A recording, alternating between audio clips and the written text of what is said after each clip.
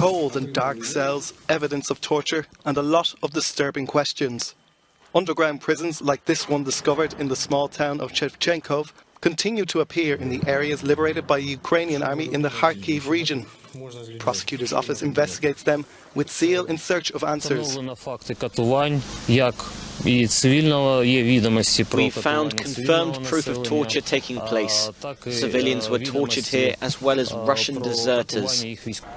Neither the number nor the fate of those who were imprisoned in these underground cells is clear. But there were some locals whom no one ever saw again.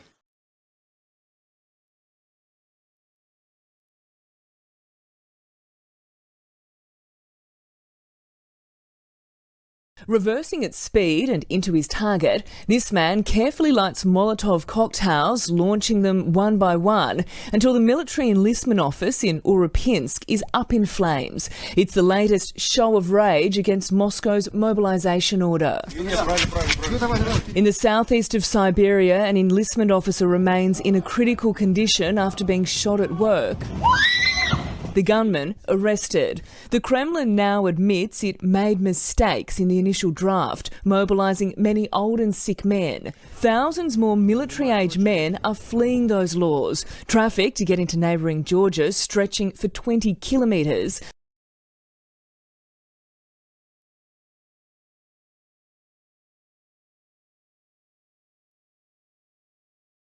Now, keeping our focus on Russia, the country grants citizenship to US whistleblower Edward Snowden, who exposed massive surveillance by the US National Security Agency on Americans and then sought refuge in Russia.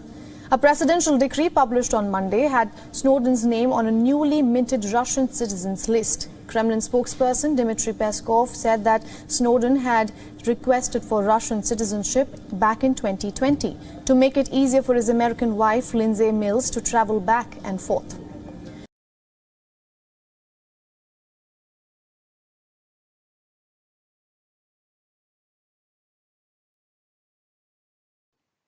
Yeah, it is clear that authorities have signaled and carried out a more severe crackdown. There's more people being arrested. There's the death toll is going up.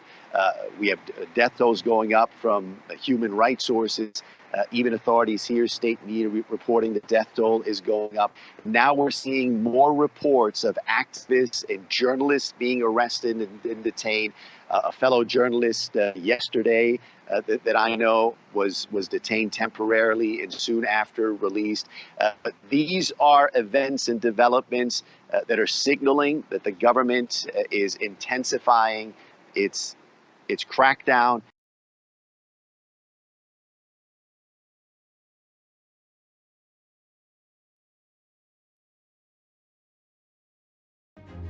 At least 29 people have been killed due to a cholera outbreak in several regions of Syria, which has now spread to the Turkish border. The United Nations has called it the worst outbreak in the war-torn country for years.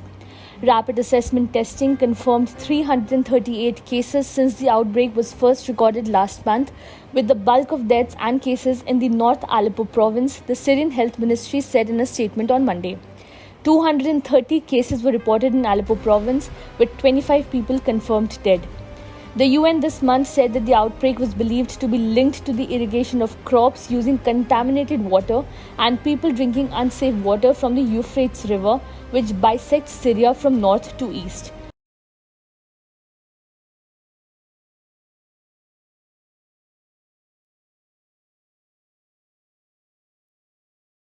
At least 5 people were confirmed dead in a building collapse near Nairobi Monday. If this victim was extracted from the rubble alive during the afternoon, many were still unaccounted for at this scene in Kirigiti, Kiambu County. According to local media reports, the building collapsed on an adjacent building, trapping residents under the debris. The Kenyan police and defense forces, as well as the Kenyan Red Cross and volunteers, joined forces for the rescue operation.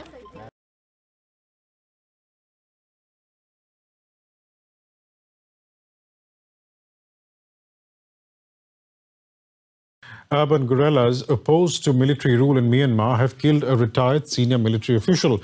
It's the latest killing in a saga of violence between the junta and those opposed to its rule. The UN's top human rights envoy to Myanmar has warned that a horrible cycle of violence is going to snowball out of control. His comments come as the military increases its attacks against pro-democracy forces and ethnic rebels in the countryside. The latest instance of which, an attack on a school in the Sagaing region in the northwest.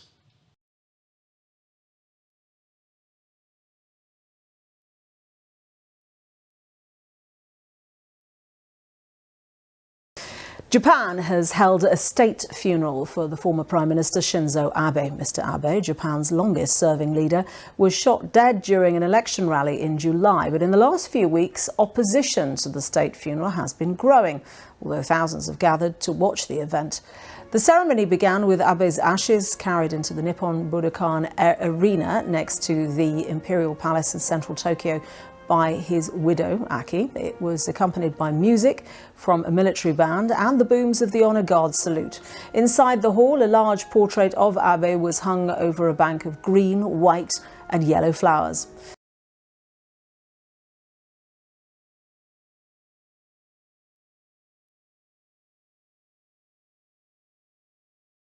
The DART mission, or Double Asteroid Redirection Test, carried out by NASA and engineers of the Johns Hopkins University Applied Physics Laboratory, set out to hit an asteroid as a test to see if this method could serve as a planetary defense. The first step of that has been a success, with DART crashing into the asteroid Dimorphos on Tuesday, possibly the first time humans have altered the dynamics of a solar system body in a measurable way. Dimorphos was a small asteroid circling around a bigger asteroid called Dimorphos. Neither were headed towards Earth, but were chosen to test if the technology could make an impact and change an asteroid's trajectory in the case one is found headed towards Earth in the future. The goal of the collision was for the DART spacecraft, roughly 100 times smaller than Dimorphos, not to obliterate the asteroid, but to change the speed and path of the asteroid.